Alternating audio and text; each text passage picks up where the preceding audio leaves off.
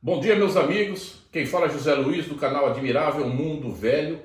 E hoje nós vamos trazer para vocês duas máquinas fotográficas, mas o nosso tema hoje não será especificamente essas máquinas fotográficas. Será a corrida espacial, né? Vai falar, pô, mas o que tem uma coisa a ver com a outra, né? Máquina fotográfica com corrida espacial. É que essas duas máquinas, logicamente não são essas, até gostaria que fossem, mas não são. Elas estiveram no espaço, tá? Então, por isso, elas são interessantes para a gente estudar aqui no nosso canal, são as duas máquinas, as duas primeiras máquinas, né? Essa daqui no projeto Mercury, a Hymatic, da Minolta, foi no projeto Mercury, com John Glenn, e essa daqui, a Contarex, né? Ela foi usada, que é a Contarex especial essa, tá? É uma máquina... Porque a Contarex ela é considerada, bem característica dela, é aquele olho que ela tem aqui em cima, né? Por isso que o apelido dela é Bullseye. Mas essa é uma série especial, que é uma série que foi feita sem essa medição via célula fotoelétrica. Então, essa máquina aqui esteve na Gemini 4, esse mesmo modelo, na Gemini 4. E ela... esteve na mão, o Eduardo White tem fotos dele no espaço que foram fotografadas por essa máquina, e externamente ele também fotografou, tinha essa máquina na mão. Eu vou colocar as fotos dessa máquina no espaço e vou colocar fotos desta máquina que foram tomadas pelo John Glenn na sua viagem no Friendship 7, que era a nave Mercury, que ele foi para o espaço, foi o primeiro americano a ir para o espaço, a orbitar a Terra, né? Os outros dois que foram antes dele, eles foram apenas um voo balístico, sobe e desce. John Glenn não, foi o primeiro a orbitar. Então, essa máquina aqui, ela tem uma história curiosa, que ela é uma máquina da Minolta. Ela foi comprada, não é exatamente esse modelo, porque eu até tenho aqui, mas eu demorei para achar, falei, vou fazer com essa mesmo. Essa daqui é uma 1:2. Mas a que era 1:3.5, que era o modelo mais basicão dessa Minolta Hymatic. Só que essas máquinas elas não foram como Minolta para o espaço, elas foram como Ansco, que era uma empresa americana que tinha um acordo com a Minolta, que vendia no mercado americano como Ansco. As câmeras vinham marcadas como Ansco, mas eram de manufatura Minolta. Tanto é que a Minolta, quando essa máquina foi para o espaço, a Minolta ficou extremamente envaidecida, agradecida. Dizem que ela plantou uma árvore em homenagem a John Glenn. E essa máquina aqui, eles publicaram, tem um anúncio até publicado em português, que eu vou colocar para vocês vão poder ver. Em algum momento aí vocês vão poder ver, que é a Hymatic, ela dizendo que foi uma máquina testada no espaço. E realmente era uma boa máquina. É óbvio que quando a gente fala em máquina, na Hymatic, ela não foi desse jeito, né? John Glenn não usou ela assim, pondo na cabeça, no olho e furando. Ela foi, você percebe que ela foi toda modificada, inclusive talvez para perder um pouco do peso, talvez, né? Ela foi montada de forma de ponta cabeça, tinha uma manopla. Eu vou colocar essa foto para vocês também, que foi adaptado pela NASA, para o cara poder fotografar com aquelas luvas, aquelas roupas todas. Mas você percebe, você consegue ver a célula fotoelétrica e a gente sabe que foi uma Hymatic. Então, essa máquina, veja como eram as coisas, né? Nessa corrida espacial no início. Essa máquina foi comprada numa farmácia da Flórida pelo próprio John Glenn. Passou numa farmácia, gostou, tal, comprou a máquina, levou para a NASA, os caras adaptaram para ele e ela conseguiu algumas fotos lá no espaço. Inclusive essas fotos tiradas pelo John Glenn, elas foram depois disponibilizadas em slides para venda como souvenir. Eu vou mostrar para vocês esses slides, que eles não são meus, esses slides estão na internet, da mesma forma que a máquina original que o Glenn levou, tem também imagens dela na internet, hoje já se encontra em museu nos Estados Unidos. Mas é uma história bastante curiosa, né? Porque o cara comprou a máquina, ele comprou numa farmácia da Flórida e levou para o espaço e fotografou. Então foram praticamente, pode-se dizer não, com toda certeza, foram as primeiras fotografias tiradas, pelo menos pelos americanos. Os russos, Gagarin, eu não sei se eles fotografaram, não vi fotos, não ouvi falar nada disso. Mas John Glenn pode-se dizer que, se não foi o primeiro, foi um dos primeiros fotógrafos espaciais. Numa máquina japonesa, você veja, o antigo inimigo, né, da Segunda Guerra Mundial, fornecendo material para os americanos. Mas é uma máquina japonesa bem robusta, você vê o peso dela, deve pesar umas 800, 900 gramas, mais ou menos. E você vê, ainda hoje, operacional. Então você vê que ainda ela está funcionando ainda com a marcação automática, ou seja, isso aqui, essa célula ainda está fornecendo alguma mensagem para o obturador. O que é raro, né? Você vê um obturador Citizen, mas você vê que ele está ainda operacional. E tem o B também, que funciona. Ó.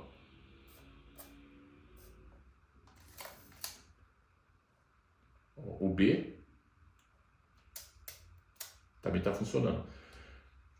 Você veja que são máquinas robustas, né? Porque uma máquina dessa aqui é do comecinho da década de 60, quando os japoneses começavam a tomar conta do mercado de máquinas fotográficas. Antigamente se falava só em máquinas alemãs. A partir do final dos anos 50, comecinho dos anos 60, o jogo começou a virar. E é aí que entra a Contarex. A gente chama de Contarex aqui no Brasil, mas teoricamente seria Contarex, porque o Rex, nesse caso aqui, tem a ver com rei. Seria a câmera rei. Ela foi feita, essa máquina, para ser realmente o rei das máquinas fotográficas. Um projeto sofisticado, de alto custo, que visava exatamente ser a máquina definitiva, a máquina, a single lens reflex, que não deixava dúvida para ninguém. Então, um obturador super resistente, manufatura Zeiss, Ikon. Então você vê que é uma máquina aqui, você vê, não brinca em serviço não, é uma pancadinha, ó.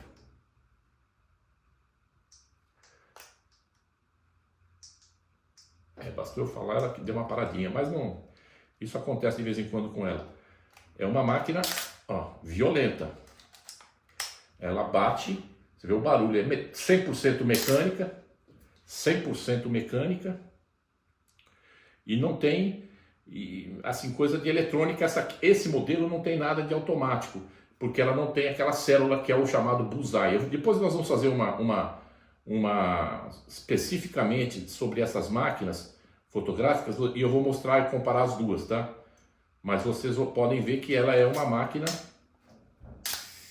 ó, velocidade de 1 segundo, né, que é o que indica se a máquina está boa ou não, é 1 segundo, né? Que se ela parar é porque está precisando de lubrificação nova. Então você vê que ela está funcional. E como você reconhece que essa foi a máquina? Porque para um astronauta ele não tinha como ficar usando no olho. Ele precisava usá-la uma focalização diferente. Então o que foi feito? Essa máquina tem uma característica que a Bullseye original, que surgiu no final dos anos 50, em 1959, ela não tinha, que era você tirar essa cabeça, ela saía. Então você poderia tirar a cabeça da câmera. Deixa eu ver se eu me lembro como é que faz tempo que eu não mexo nessa máquina, mas ela não tem muito segredo não. Ela tem um sistemazinho aqui atrás, ó, que você aperta. Agora eu quero me lembrar se aperta, se puxa, se tira, mas ela é bem interessante. Ó, era só apertar mesmo, tá? É a falta de prática, muitos anos que eu não mexia nessa máquina. E você tira a cabeça. Então você vai ver nas fotos que a câmera é basicamente isso daqui. Porque o que é que acontece? O cara consegue, o astronauta, né? O astronauta consegue ver a imagem por cima. Então você vê por aqui, ó. Você vê por cima. Então você olha por aqui e você está vendo o que você vai fotografar, que é o que eu estou vendo aqui, entendeu? Então por isso eles optaram por essa máquina, uma máquina super resistente, bem testada, e já era uma máquina tida como o rei. A Zeiss, quando lançou essa máquina, ela realmente pensava no domínio do mercado, por isso que ela chama Rex, porque você tem a conta, aparece muitas marcas, Contaflex, só que essa era a Rex. Dizem que ela tem mais de 1000 peças, e as peças eram tal a crença das Zeiss nessa máquina que as peças eram cimentadas no lugar, né? Coladas, porque não haveria necessidade de manutenção. Pode ser que eles tenham razão, porque você vê, essa máquina aqui é uma máquina dos anos 60 e está funcionando. Está funcionando. Então é uma máquina que nós podemos dizer que realmente até agora está funcionando, né? Mas o que aconteceu com essa máquina? Essa máquina aqui, principalmente essa Contarex especial, que é essa daqui, que ela não tem o bullseye. A bullseye seria o quê? Ela fica aqui, mas essa peça não sai, ela é fixa.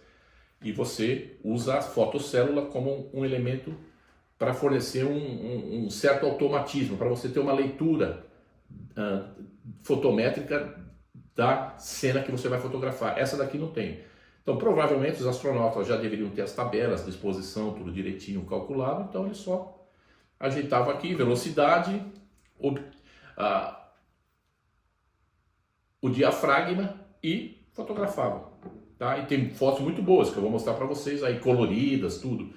Então, essa máquina aqui foi a escolhida pela Gemini para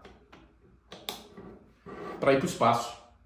Mas o que aconteceu com a Zeiss Ikon? Essa máquina, você veja bem, essa máquina aqui, que é a especial, ela teve uma produção de 3.000 máquinas, segundo a literatura, que é uma produção irrisória para uma máquina fotográfica, né? 3.000 máquinas.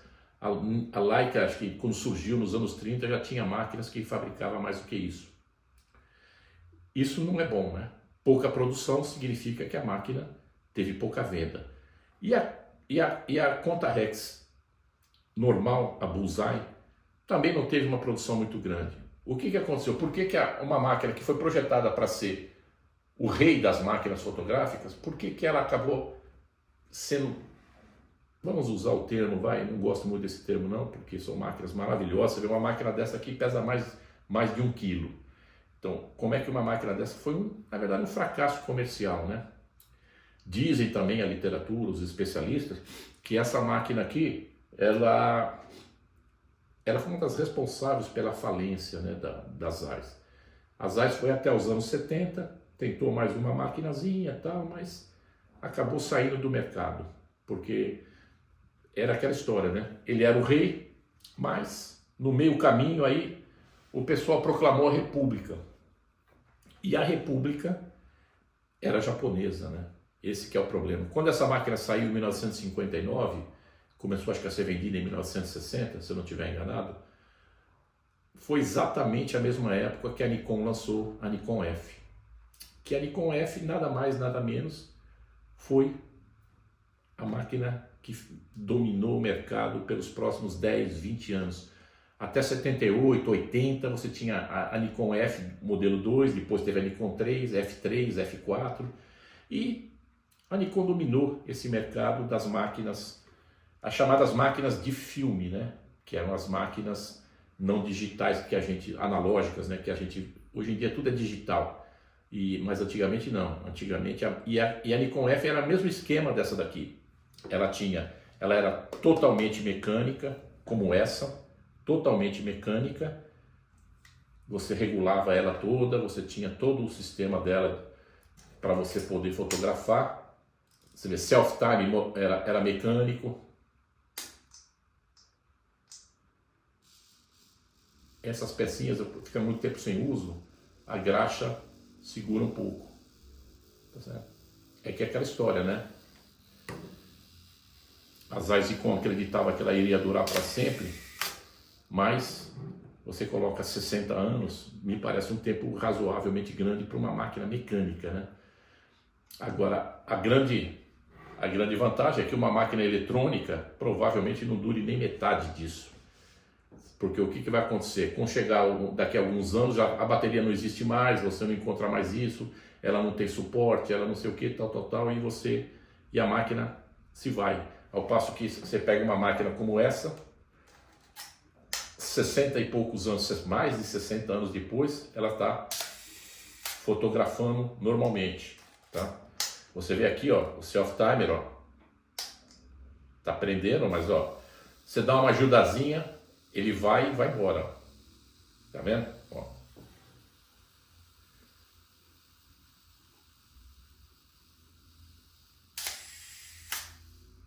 Então, dificilmente você consegue isso com uma máquina digital depois de... É que nós não temos ainda 60 anos de máquina digital, mas vamos ver daqui a 60 anos o pessoal que estiver fazendo isso que me diga se funcionou ou não.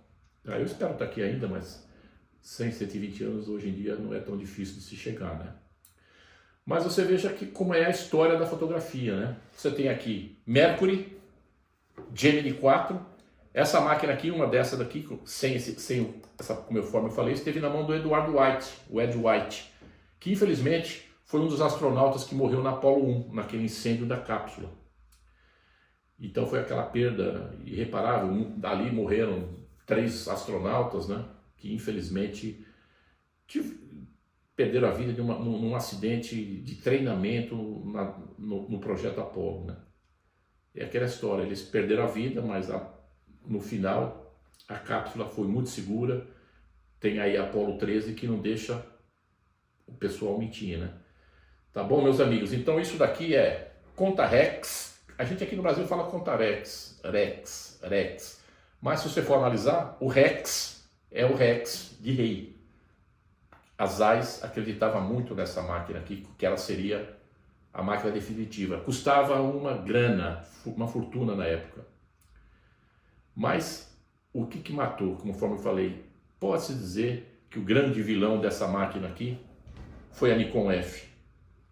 Porque a Nikon F não era só uma máquina extremamente robusta, extremamente boa, com uma ótica extremamente precisa e de alta qualidade. Não era só isso.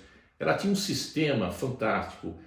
Ela teve lentes mais variadas, ela tinha acessórios. Você trocava já na Nikon F, você já trocava a cabeça, você tinha outros dispositivos, você tinha capuchão, visor esportivo, visor com fotômetro, que depois foram as Fs que entraram nos anos 60. Você tinha, assim, uma quantidade de... Você trocava mais ou menos como essa daqui também usa esse sistema que você encontra na Nikon F, que ela não abre a tampa, você retira isso daqui. Você retira essa parte. Isso também na Nikon F, as primeiras. A F2 já não era assim, mas a Nikon F você tinha isso. E na Nikon F você tinha um sistema também que você colocava o motor drive aqui. Então era um sistema assim, sabe, que dominou o mercado profissional, que já foi aquela tomada de mercado. A partir daí, a Canon também entrou com força no mercado, mas as alemãs, infelizmente, por que eu digo infelizmente? Porque a indústria mecânica alemã sempre foi primeiríssimo mundo, né? Até hoje. Mas aí acabou. A Zeiss foi e acabou.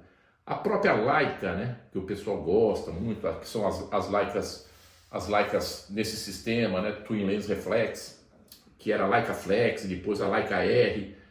Elas demoraram muito tempo e só se firmaram realmente quando entrou a indústria digital, que a Leica, numa jogada de mestre, começou a fazer máquinas para o público milionário. Então, aí ela hoje é uma potência. As lentes sempre foram excelentes, né? Não há ninguém fala nada contra. Mas em termos de máquina, porque quando surgiu essa máquina aqui, o top de linha da Leica ainda eram as máquinas Range Finder, eram as Leicas M, que isso aqui já estava no mercado. Quando ela entrou com a Leica Flex, já era um desenho em conjunto com a Minolta, para fazer essa primeira máquina da Leica. E daí foi. Então você veja que os japoneses já dominaram o mercado. Então você tem o fim das máquinas alemãs. Ou seja, o japonês continuou com a Minolta e essa daqui, que é uma obra de arte, uma joia da indústria, acabou. Fizeram uma Leica tipo Nikon, uma Leica não, perdão, uma Contarex também com o visor com medição fotométrica, mas já não era mais a mesma coisa, ou seja, já tinha passado a época. Então a época de glória já tinha passado E o Japão soube se aproveitar muito bem disso, né? Porque não deixa absolutamente nada a dever. É um material de primeiríssima linha. Tá bom, meus amigos? Eu vou colocar fotos para vocês, se é que já não está no meio desse vídeo aqui, da Minolta, do anúncio da Minolta, dos slides que John Glenn produziu e que depois a Ansco vendeu comercialmente como souvenir da viagem da Mercury. E vou colocar fotos do Edward White com essa máquina no espaço, que ele foi o primeiro americano, esqueci até de falar isso, a flutuar no espaço. Ele saiu da Gemini 4 e ficou no espaço flutuando. Ou seja, ele foi fotografado com uma máquina dessa na mão, mas obviamente o outro astronauta que fotografou também devia ter uma dessa daqui, tá? Para fotografá-la do lado de fora. Então vocês vão ver essas fotos, fotos muito boas, muito bonitas, e vocês vão ver o início da corrida espacial.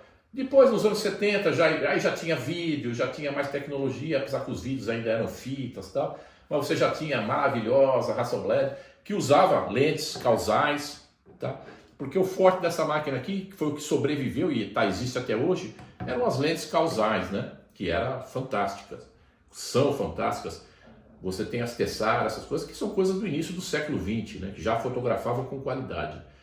Tá bom, meus amigos? Vamos ver essas fotos, vamos ver essas máquinas aqui no espaço e vamos também ver a inscrição de vocês no nosso canal, aquele likezinho que a gente gosta e nos ajudar aí. Hoje nós chegamos, ontem, né, que foi o primeiro mês de aniversário do nosso canal, nós chegamos a 100 inscritos, que era um número que eu tinha até posto na minha cabeça. Fiquei muito contente de ter alcançado os 100 inscritos no nosso primeiro mês. Mas nós vamos fazer, como eu falei em um vídeo passado, nós vamos fazer igual a Dilma, né? A gente não tinha a meta, mas ao atingir a meta, a nossa ideia é dobrar a meta, tá? Se vocês não entenderam no passado, quando a Dilma falou, não tentem entender agora, mas é aquela história. Ajudem, se inscrevam para a gente dobrar, tá bom? Muito obrigado a todos, desejo aí muita paz e muita saúde para todo mundo. Obrigado por estarem conosco.